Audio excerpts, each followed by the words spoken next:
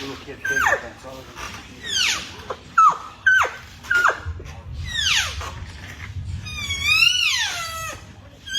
That one sounds good. Yeah, you didn't get this one back. That one sounds good. What's up, guys? So we're live.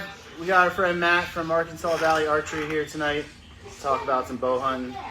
And yeah, what's been going on, Luke? Fishing. Starting my life right now. Fishing. Bass fishing. All day. Not all day, but every day. We just had that tournament, huh? Yep, took fifth on my first ever tournament, so we're hoping to keep that going throughout the rest of the year. Probably won't, but Scar Lake's pretty damn hard to catch anything of size. Catch 20,000 fingerlings, but you won't catch a 15-inch to save your life. Being on the water is the place to be with this kind of heat we've been having. Shoot, it's 106 degrees on Sunday. Yeah. That's about too much for me. Yeah. I just stayed inside and cleaned my house. Literally. That's what I did. It's too hot. So, anyways, we've been selling a ton of these 3D elk reels. Like, tons of them. I love the bright orange. Yeah. So you don't lose it. Then we've been offering it with a string now, too, so you can get an add-on. Nice. Get a string put on it. Which has been very popular as well. Most people are actually getting the string. So, who knew how popular putting it on a string would be, but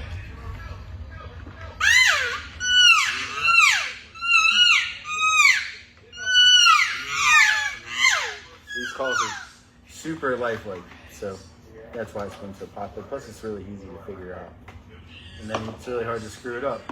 So, but yeah, what else has been going on this week besides it being hot? The leftover list is coming out.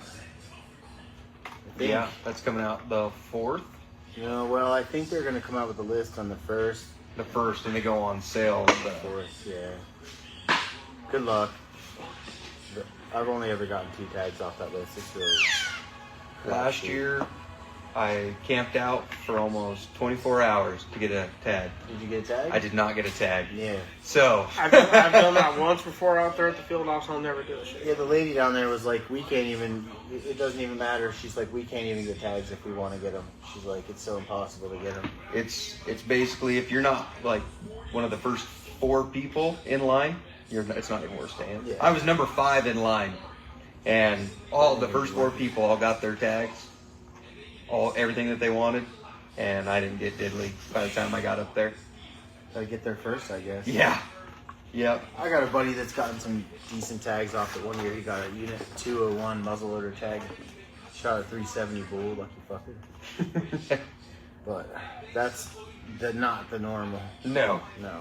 I'm not that lucky. It used to be easier to get tags. Like one year I got a second season buck tag, and then I've gotten some other tags, but they haven't been very good. I liked it better when it was purely like after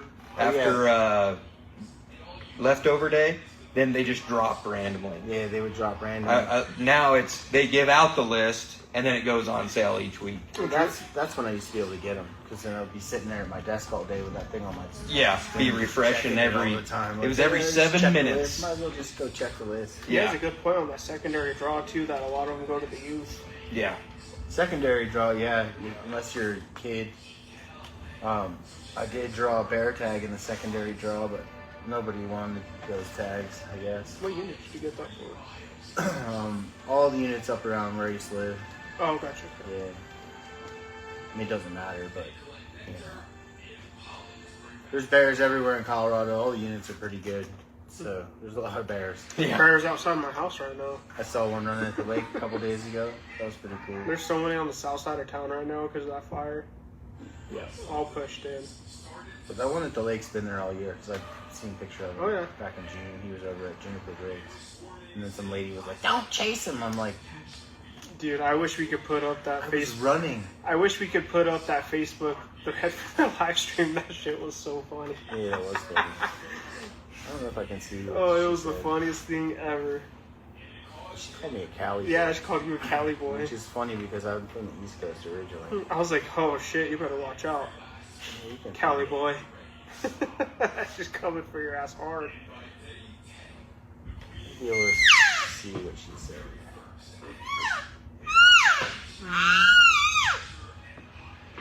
Oh yeah, here's the post. Funniest freaking thing ever.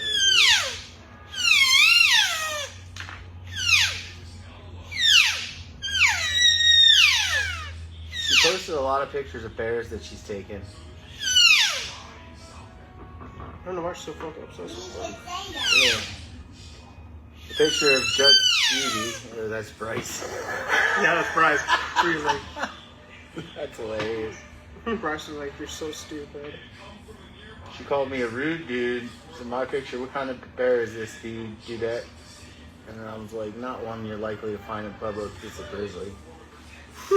Yeah. And then what else did she call me? She's like, yeah, these are all photographed by me. Alrighty then, you know very little, Cali boy. Show me any education, specifically in wildlife college classes.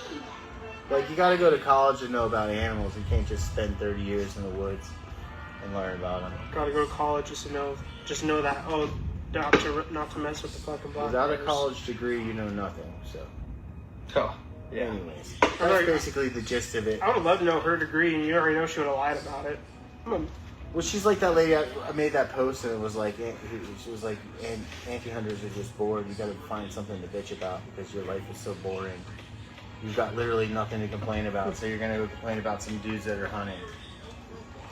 Really got. I don't remember ever like being alive and not wanting to go fishing or hunting. So I guess it's born like that. You already know she would have been like, I'm a fucking doctorate in wildlife biology, but I work at your local Kohl's. Maybe maybe what you could do is we could get her on the CPW commission. That seems like who they got. Hell. Bet you voted in to bring the wolves back too, huh? Yeah, the ladies on the CPW commission that just the biologists suggest one thing and then they just say, no, we'll just decide to do something else and limit coyotes to 2. Which coyotes are actually kind of hard to shoot. So like, I know guys that are pretty good at it that get like 4 or 5. Yeah. I usually go out and get 1, so it doesn't really. Yeah. If I shoot 1 in a day, I'm pretty happy camping. Well, I got ADD real bad, so like I'm gonna go coyote hunting. Like what? Do a couple setups, get a coyote, and I'm like, oh, let's go do something else. Me and Drew were 30 yards from a coyote, and I freaking shot, and I either missed it or blew straight through that thing, and he didn't know he got hit. And I got cannon, but I was like, did I really Shot miss it. that fucking Yeah, it was like thing? 30 yards, and he shot with his 270, and I'm pretty sure that it just zipped through the coyote and ran off. So I was like, there's no way I could have missed that shot, right? Yeah, you could have missed. I could have. It happens. It definitely happens. Because we were rolling down the mountain, and I was like, God, I want a coyote so bad to make one of those, like, you know, those hats? Yeah. And then Drew goes, oh shit, there's your coyote. Yeah, he's like, I really want to shoot a golden coyote, and I was like that one? I was like, oh shit. Yeah. Ask and you shall receive. We're seeing no elk, so fuck it. There's a coyote. Fuck it. Yeah, we didn't see any elk on that hunt. That was just crap. That was just the weather, and we could have gone and find the elk. I just don't think you would have liked that adventure, to be honest with you. I mean, that was my first time really hunting like that. Yeah, That would have been a rude awakening. We'd have had a nasty pack out. That's for sure. So where those elk were all at. The year before, they were all down in those canyons where we were at. Yeah. Well, there was 3 feet of snow, so it was different. I bet you it's going to be a bunch of snow this year because they're saying that we're going to get an El Nino. And that'll be cool. We had one in the year before I moved to Colorado. I came out here in the spring and went skiing, and it had snowed a ton. And it snowed a whole bunch while we were here. So I remember that El Nino year. It was like 500 inches of snow. Those reservoirs will fill back up. I heard Spinney's about to get declared. It's like down to 30% of its water. So they're gonna empty Spinney next. Watch. That's what I'm calling it. Like, oh, we just Spinney's gonna get empty. We just put all the tiger muskie in there. Oh shit, gotta Let's get them move all the back limbo. out. Yeah, Let's got move the limbo. moving the limbo now. Why don't you just keep some water in there? You know, turn off the sprinklers on all the golf courses. And what they say, Blue Mesa's down to 37% capacity. So we fish Blue Mesa every year, and freaking, I haven't been yet. My dad went, dude. It's so from the bridge entering in, almost all the way out to what's that? Elk. elk something round, dude. It's like a stream, like a micro stream. Really? Yeah, Iowa Island's all freaking it, dude. It's crazy. Pueblo's getting real bad. Well, they said they found the world record lake trout. Oh yeah, it died. Bellied up, died. Probably because the water. Now that it's so low, the water comes rising deeper, and that fish can't. Dude, that freaking lake trout is so big. That's crazy. They caught it. What was it, last year or 2 years ago? When they 2 years ago, but it was ago. unofficial because you put it back, and they're like, guaranteed that's the same fish. It's very just yeah. And that fish is probably older than all three of us combined. 70-pound maker. Shoot, all of Middle Island is freaking out with the reservoir. Out so much to the point to where it connects to the freaking... Where Three Fingers is right there? Mm-hmm. It connects to it. Dude, some kids drove down, and there's a parking lot like off 96. You drive all in. Yeah. Parked, walked out, and just like waded through 4 foot of water, and then was on Middle Island. Oh my gosh. Shoot, there's people beaching their boats on Middle Island and partying on it. Years ago, it's been a long time ago, that same thing happened out there at Mid Lake, and they ended up having to put up the buoys there because boats were running through and hitting that because they were cutting through the corner like you usually do, like on tournament day, you cut through that corner. Shoot, there's freaking I mean, the buoys aren't even. They're just laying on top of it because it's out so much. It's impossible to miss. Like it's crazy how much it's out. I want to fish that. I haven't fished Middle Island. We used to get on them pretty good with jerk baits in the springtime. I definitely remember that year because in the spring it was opened up. Mm-hmm. Yeah, I didn't get out fishing as much as I'd like to this year. We were just too busy. Too much stuff going on. Having the kids all the time. They like fishing, but if I took them too much, they're not going to like it. When are we going swimming? But I was looking at the moon phase for September, and the full moon is the 26th this year. So that's pretty interesting. That's great. Yeah, you'll have a new moon on the 11th. And I don't know how people usually feel about, like the elk rut. But if there's a full moon during the peak of the rut, I always feel like they just rut all night. Mm-hmm. And they're back in bed just a little bit earlier, and you can get the new moon at the peak of the rut. So it'll be the first quarter of September 18th. It should be a good moon this year. And then even that full moon, it definitely gets tough that last week of September. But even that full moon, there'll still be cows and estrus. I took a bad week to take off this year for archery elk. I took the last week in September off. Did you? Yeah. It's better than having no week off in September, though. I know that. I don't have a week off. Took the last week off, and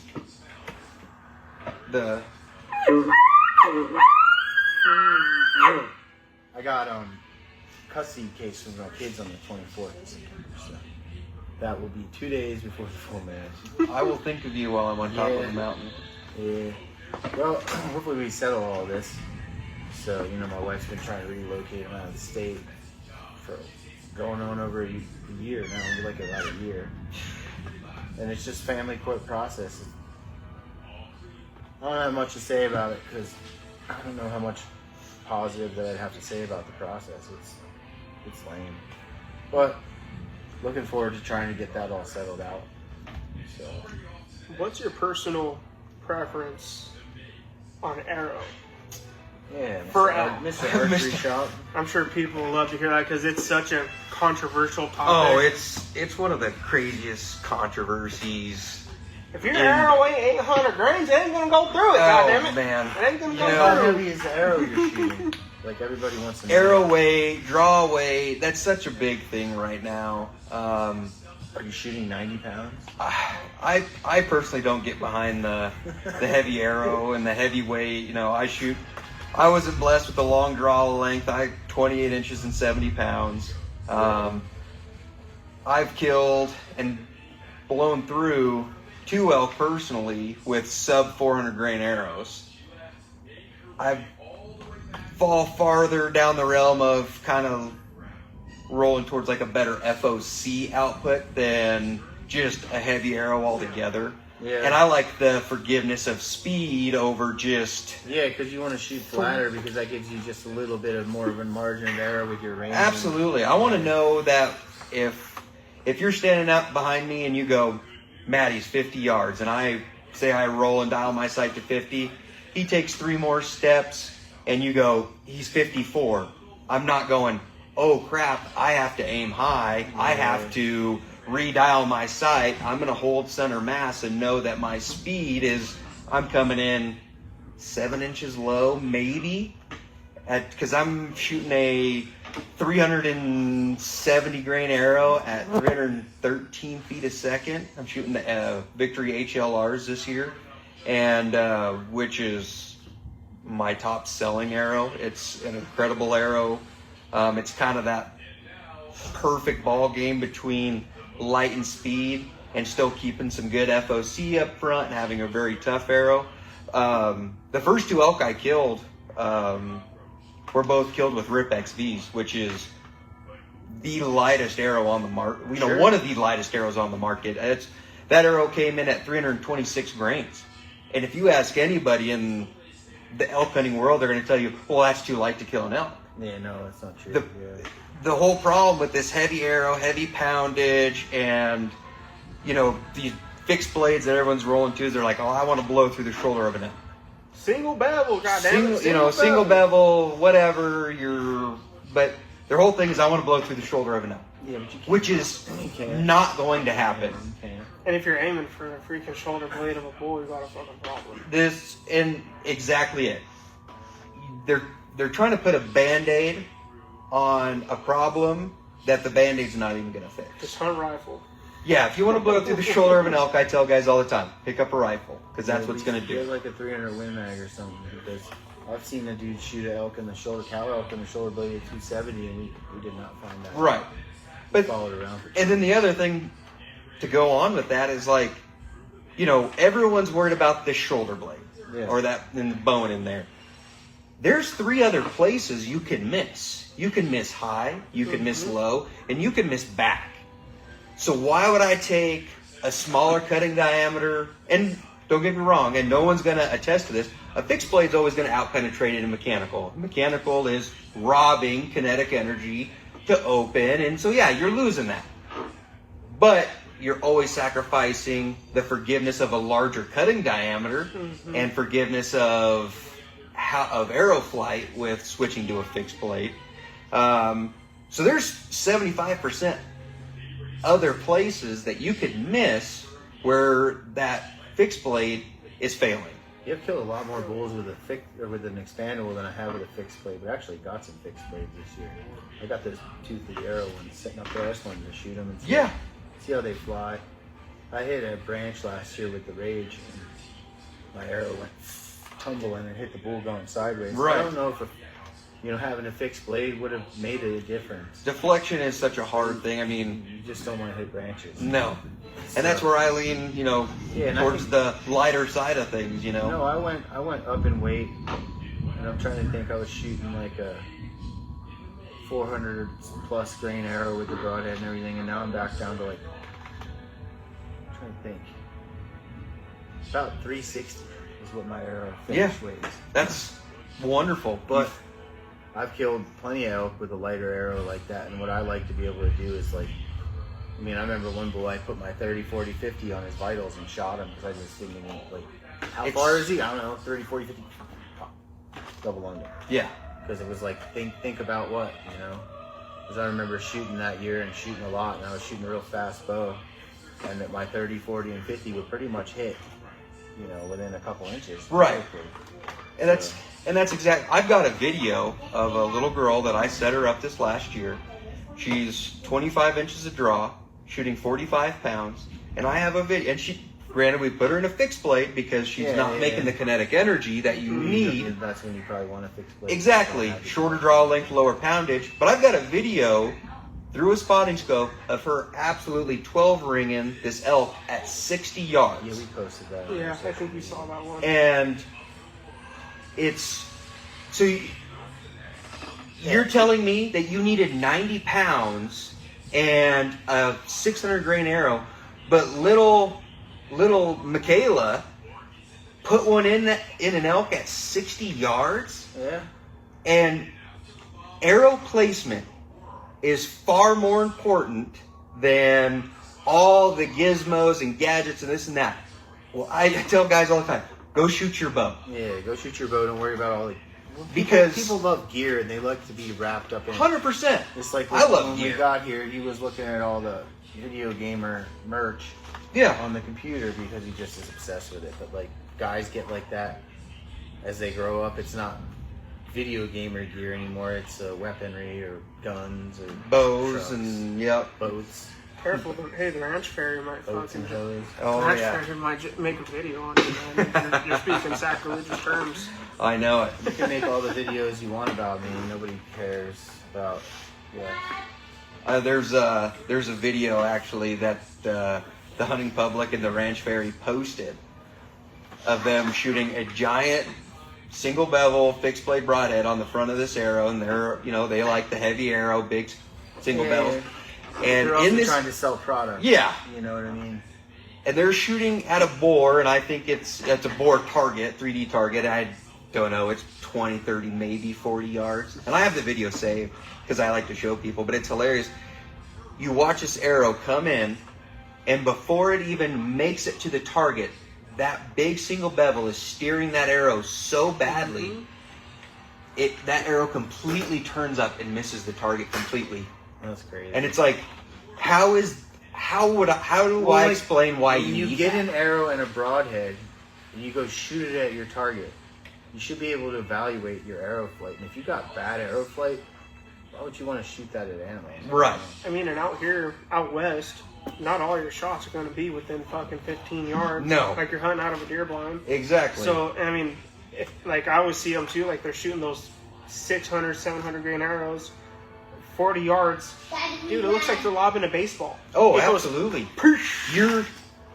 Your That gives that bull so much time to drop do rate something. is. I got a video of a bull. He like literally standing there at 50 yards. When I shot at him, he started to run as I pulled the trigger. Like he was looking at me and I shot, and he was able to duck, literally on film, duck 18 inches.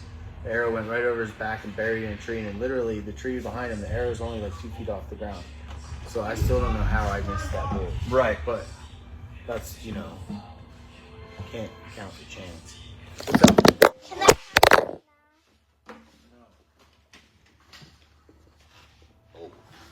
I told you not to do that before. I didn't do it. There was one time, Touch the bridge. freaking, we were antelope hunting. Jen had this antelope at 30 yards. We're not going to be here And very you much shoot a line longer. arrow. Yeah. And they're just, If you touch it animals are even so a little bit, twitchy, it'll just they don't know what you're going to do. Oh man. They heard that freaking, those cams fucking, and that freaking antelope ducked so hard, it went straight in, how you said you can miss high, straight in that no man's land, through the back strap, below the spine. We watched that fucking buck run around for a whole year with that arrow in his back. And he was shooting a freaking 2.25 inch cut, freaking mechanical. And all it takes is one wrong move from them animals and it's over. Good luck. Yeah. I've got a different take on things than a lot of what's out there right now. And arrow weight and everything like that, it's all objective to your draw length, your poundage. I just saw a podcast that Levi Morgan did, and they were talking about arrow weight, stuff like that. And he talked about for the last 20 years, he's killed everything in North America with a 420 grain arrow, which for Levi, for the last X amount of years, he's been shooting 70, 75 pounds, and he's 31, 32 inches a draw.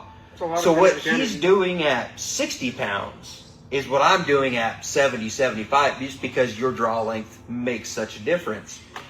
So, 420 grains to Levi Morgan is like 330 grains for me. Yeah. That's always relative to draw length and that. Kinetic energy and arrows. Absolutely. Speed and all that. You know what it is? Arrows and all the archery equipment, it's like boobs. They could be small or they could be big. They're still nice. And they still work. So They still work. Yeah. think about it like that. Your arrow weight's kind of like your boobies. They're still cool. If they're light, they're still cool if they're heavy. And pick the ones you like and stick with it, I guess. They drop a little too much. Yeah. I guess it's okay too. This one's a little droopier. Some than people this still one. like that. You're gonna find somebody who's a fan of every booby out there. Oh, like yeah. You're gonna have a fan of all these broadheads and all these arrows, and it's like ice cream flavors. You're not wrong. There's no right or wrong. So Yeah, and that's the beauty of but you should be able archery to. and You should be able to hit. I remember when I took hunter safety. You should be able to hit an orange every time at whatever distance you're trying to shoot at. absolutely. And or paper plate. The guy. He said if you can't put 10 out of 10 at a paper plate, you shouldn't be shooting that distance. Yeah. So, that's a pretty good. Used to be about 80 yards I could do that, and I can't do that anymore, so I don't shoot that far anymore. But I used to get up every day, go shoot for 3 months straight, every single day, me and my buddy, and then I'd go to work afterwards. The life of a bachelor. When I was driving to Cabin Vale, literally that's what we would do every day. I'd be like, what you doing?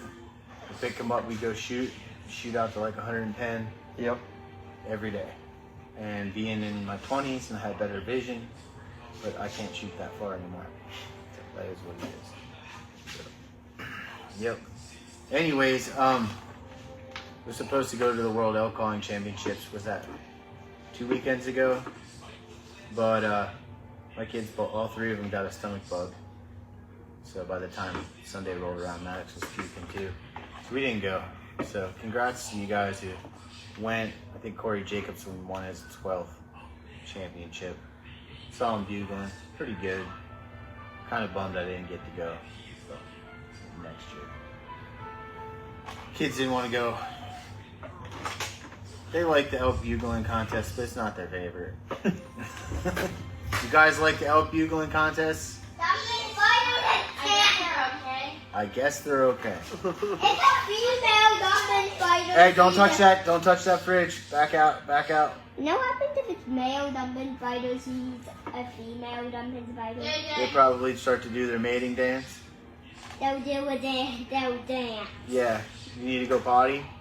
No. Okay. I'm just hungry. Get a yogurt out of the fridge like your sister got. We're almost done here.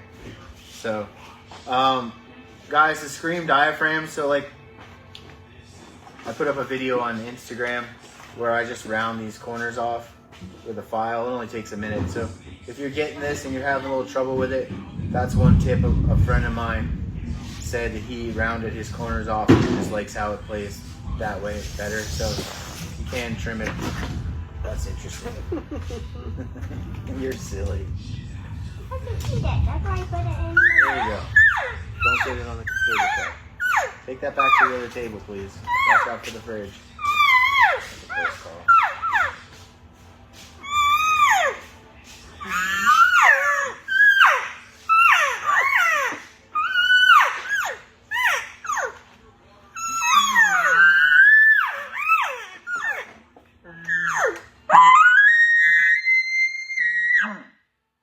It's worth your investment in time. Because at the very minimum, you're not going to sound like someone with a traditional diaphragm. You're going to sound slightly different. And elk are just like big turkeys.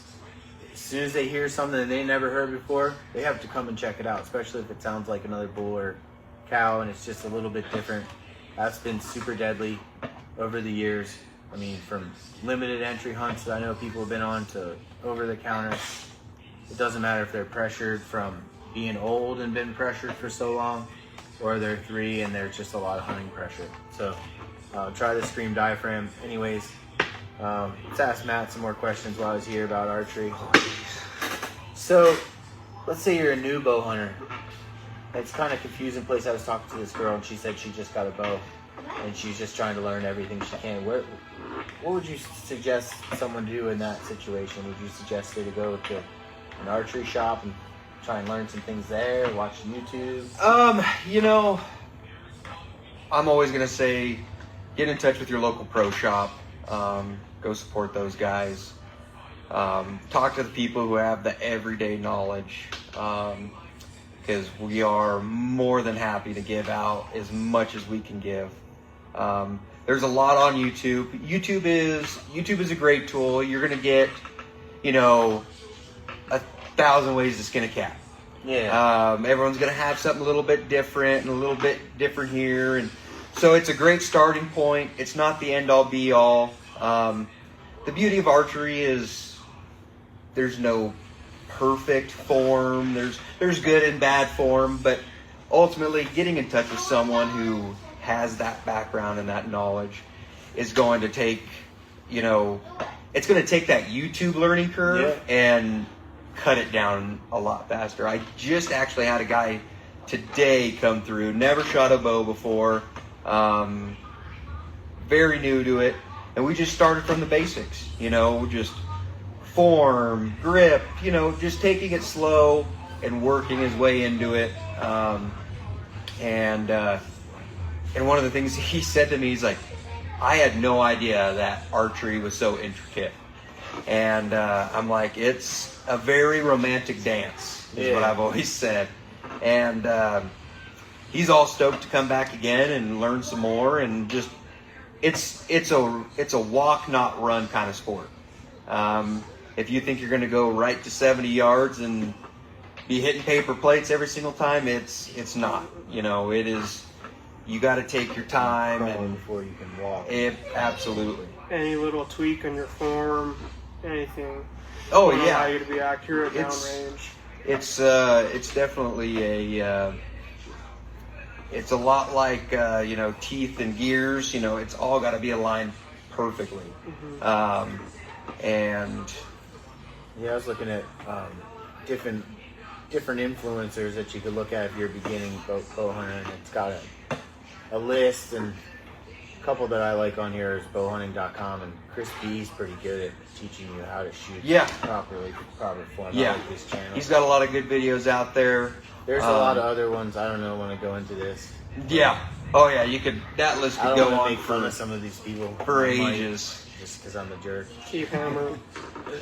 But no. Yeah, YouTube is a great starting point. He used to be the editor of Bowhunting, Eastman's Bowhunter and Journal, like back when I first started hunting. And actually, Cameron Haynes used to have really good content for like beginning bow hunters. Yeah, he was a big influence on me, even picking up a bow. Yeah, Cam Haynes was. And like everybody wants to talk crap, or like your ego gets involved, and then all of a sudden you gotta be Mr. Cool Guy and be like, oh, Cameron Haynes sucks. How's that affect your life?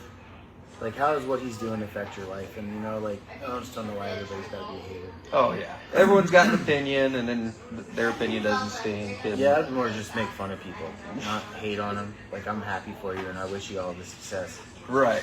Yeah. Like, if you got to take steroids to work out, that's cool. Have fun. Like, that's what you want to do. I don't want to. I don't want to like make more fun of people than that. Born and raised. Do they take steroids? No. Them are just some normal dudes. I've watched some of their hunts. It seems pretty legit. No, yeah. They're that like them and Cameron Haynes probably my biggest influence. You know what's funny is like because I like watching the born and raised guys. They kind of have that same hunting style that I do, where I like moving, calling. I want to get a bull struck up. And then I've talked to so many people too. They're like, I can't stand those born and raised guys. They're just stomping around the woods all the time, blowing their elk calls. Well, they are. And I'm like, that's the way they want to hunt. That's the way they want to hunt. You got to hunt to your strength. It ain't like it don't work for them. Yeah, I mean, and they're hunting public land. Oh yeah. I think you got to have a good technique, and then you got to spend a lot of time in the woods. For sure. And then you got to, like, if you have a team of people that are calling, that'll really help. Hey, go back over there. You're in the way. But, yeah. There's definitely a lot of channels out there that you can watch. And, but yeah, no, there's a lot of good people out there to get someone going, but ultimately, like, hands-on, someone to stand there and say, okay, I see what you're doing wrong here. Let's correct this. And hey, go sit down over there, okay? I want some sushi. I don't have any sushi, so I want sushi. Got a sophisticated palate there for a 4-year-old. He wants some sushi. He's always stealing my sushi. So's my little daughter. I want some bubble All gum. right, hey, out. Come on. We talked about this tonight. I want some A couple gum. more minutes. Give me a minute. JJ. I don't have any bubble gum. So you're gonna have to ask me for something I have, which I had yogurt for you guys. So anyways. Yeah, you can watch Art YouTube channel. Like, I don't know how much stuff you're gonna learn about, like 80 million facts about elk hunting, but there are some hunts where I use the calls, and you can kind of see how I was doing it that year. But need to put up some more content instructionals for beginners on calling, and I think the most important thing is like just realize that if you're getting into elk hunting, especially archery elk hunting, I hope that it's a long-term plan, because it's going to be a long-term plan to really get good at it. So Rome's not built in a day. No, it took me 7 years of archery elk hunting before I killed my first bull. That's pretty standard. Like when I did the elk shape thing, he was like 5 years and he used a rifle. Yeah. For his first bull. I think that's what he told me. Or he used a rifle and then he spent 5 years with a bow before he got married. It took me 5 years. Like, it's pretty standard. I know a guy that's bow hunted for like 15 years. It's never gotten a bull, but he has shot before and just bad luck. Yeah. Bad luck. So have a long-term plan. Anyways, we're gonna let you guys go. It's getting late here, and we gotta wrap this up. Thanks, Matt, for coming on from Arkansas Valley Archery. If you're down here in Pueblo West or the Pueblo area, hit him up. You need to get your bow fixed, restrung, get some arrows cut or whatever. Appreciate you guys. Yeah, man. Thanks for coming on. For sure. So, Luke, thanks We'll for do it coming on, again. man. We'll do it again. Maybe we'll bring our bows and have a shooting contest. That'd be fun. I need more Let's do arrows it. first. Yeah. I got lots of arrows. I don't know what your draw length is. Mine's pretty short. It's 28. My arrows. Bunch of short arm guys around here. All right, guys. Let's turn this thing off.